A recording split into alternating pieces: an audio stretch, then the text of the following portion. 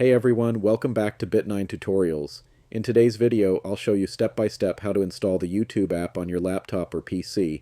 Let's get started. First, open the Google Chrome browser on your computer. This method works on both Windows and macOS. In the search bar, type youtube.com and press enter. This will take you to the official YouTube homepage. Once you're on YouTube, look at the top right corner of Chrome, just next to the address bar. You should see an install icon. It looks like a small computer screen with a downward arrow. Click on that icon. A pop-up will appear asking you to install YouTube. Click Install. That's it.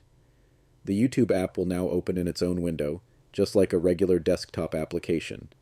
You can also pin it to your taskbar or start menu for quick access. And that's how you can install the YouTube app on your laptop or PC.